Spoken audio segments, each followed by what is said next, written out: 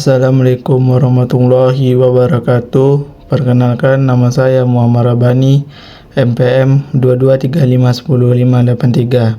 Saya berasal dari kelas 6F, mata kuliah pemrograman mobile.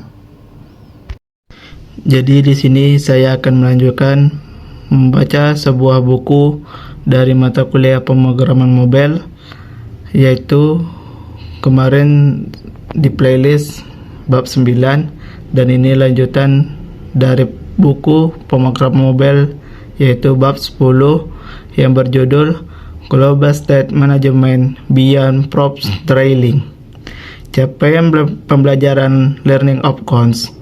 Poin pertama, mengidentifikasi gejala dan dampak negatif dari masalah prop trailing pada arsitektur aplikasi yang berskala besar. Poin kedua, menerapkan Rich Context API sebagai solusi bawaan untuk data global statis seperti tema dan autentikasi. Poin ketiga, menguasai Zustand sebagai manajer state modern yang minimalis, ringan, dan bebas boilerplate atau dibandingkan Redux.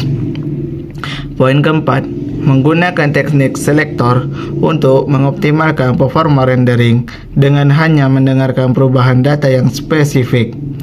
Poin kelima, mengimplementasikan state persistence atau penyimpanan otomatis menggunakan middleware untuk menyimpan data sesi pengguna. 1. The Prop Trailing Problem, The Bucket Brigades. Bayangkan sebuah skenario di mana kamu sedang memadamkan kebakaran di desa terpencil sebelum adanya mobil pemadam kebakaran modern. Penduduk desa harus berbaris panjang dari sungai hingga ke rumah yang terbakar, mengoper ember air dari tangan ke tangan satu persatu. Orang pertama mengambil air, memberikannya ke orang kedua ke orang ketiga, dan seterusnya hingga orang ke-10 menyiramkannya ke api. Orang kedua hingga ke-9 sebenarnya tidak peduli dengan air itu. Mereka tidak meminumnya, tidak menggunakannya untuk mandi. Mereka hanya berfungsi sebagai perantara kurir. Dalam istilah Rix, inilah yang disebut dengan prop trailing.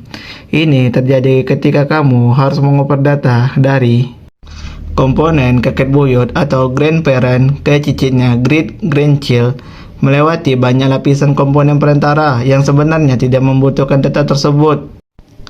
Masalah utama dari pola barisan ember ini adalah terciptanya ketergantungan palsu atau coupling yang sangat rapuh di antara komponen-komponenmu. Bayangkan jika komponen dashboard harus menerima data user profile hanya untuk meneruskan ke header, lalu ke navbar, dan akhirnya ke avatar.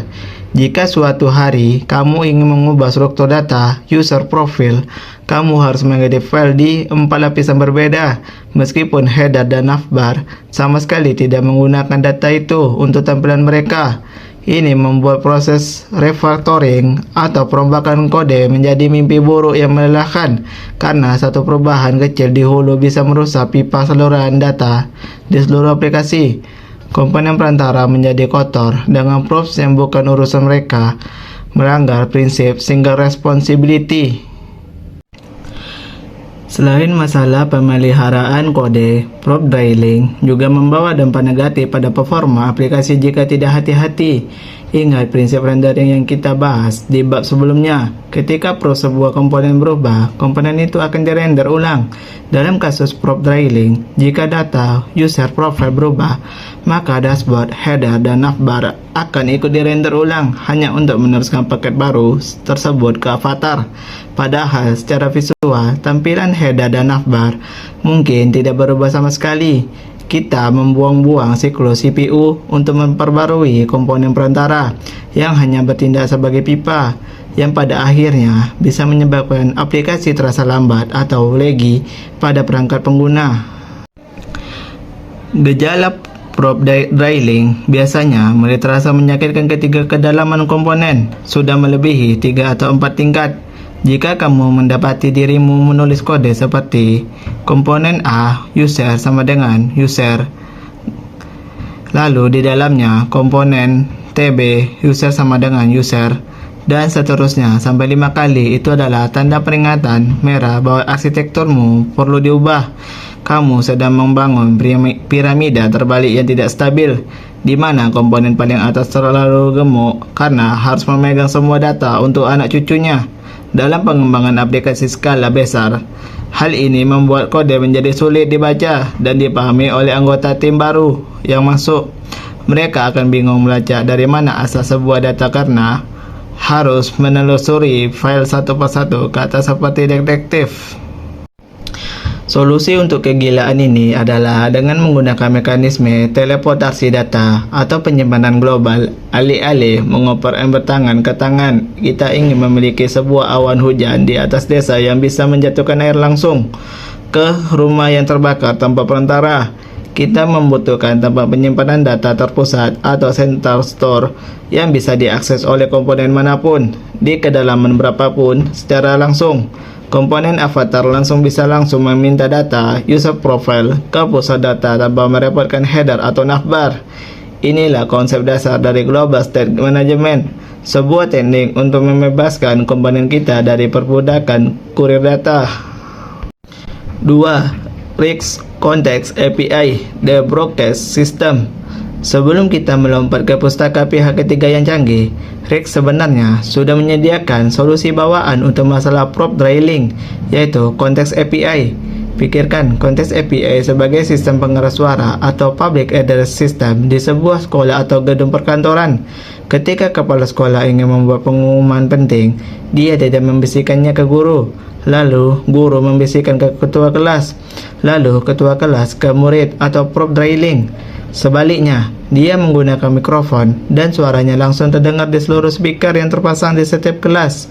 Semua orang yang berada di dalam penjangkauan provider atau gedung sekolah bisa mendengar pesan tersebut secara bersamaan tanpa perantara. Mekanisme konteks terdiri dari dua pemain utama, provider atau penyedia, dan customer atau konsumen. Provider adalah komponen pembungkus yang biasanya diletakkan di posisi paling atas pohon aplikasi, atau seperti di app.sx atau _layout.sx. Ia bertugas memegang data global dan memancarkan sinyal ke seluruh komponen di bawahnya. Konsumer, atau yang sekarang lebih sering diakses lewat hook as context, adalah komponen apa saja di bawah provider yang ingin mengakses data tersebut. Dengan as context, komponen avatar yang berada jauh di kedalaman susunan folder bisa langsung menyetel frekuensi ke provider dan mendapatkan data user, melompati semua komponen di antaranya. Ini adalah bentuk dependency injection yang sangat elegan dan sederhana. Konteks API sangat ideal untuk data yang bersifat global tapi jarang berubah, atau low frequency updates. Contoh terbaik penggunaan konteks adalah untuk pengaturan tema, misalnya dark mode versus light mode, autentikasi atau user login token, atau lokalisasi atau bahasa aplikasi.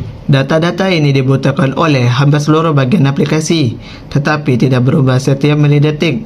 Ketika pengguna mengganti tema dari terang ke gelap, masuk akal jika seluruh aplikasi melakukan re-render untuk menyesuaikan warna baru. Dalam skenario seperti ini, konteks bekerja dengan sangat efisien dan tidak memerlukan instalasi pustaka tambahan apapun karena sudah ada di dalam RIX. Namun, konteks API memiliki kelemahan fatal jika digunakan untuk data yang sangat sering berubah atau high frequency update atau data yang kompleks. Masalahnya terletak pada sifat dasarnya. Setiap kali data di dalam provider berubah, seluruh komponen yang menggunakan as context dari provider tersebut akan dipaksa untuk re-render. Bayangkan kamu menggunakan konteks untuk menyimpan posisi koordinat mouse atau timer detik. Setiap detik, puluhan komponen akan dirender ulang, menyebabkan performa aplikasi anjlok. Konteks tidak memiliki fitur seleksi data atau selektor bawaan yang canggih untuk mencegah render massal ini. Ia seperti senapan shotgun yang menyebar luas, bukan senapan penembak jitu yang presisi. Selain itu, Terlalu banyak menggunakan konteks bisa menyebabkan masalah yang disebut provider hell atau neraka pembungkus. Jika kamu memisahkan setiap data ke dalam konteks yang berbeda, satu untuk user, satu untuk tema, satu untuk produk, satu untuk notifikasi, file root aplikasimu akan terlihat seperti piramida miring yang penuh dengan tumpukan provider. Meskipun ini bisa diatasi dengan pola desain composition, tetap saja ini menambah kompleksitas struktur komponen. Debugging juga bisa menjadi sedikit rumit jika kamu lupa membungkus komponen dengan provider yang sesuai, yang akan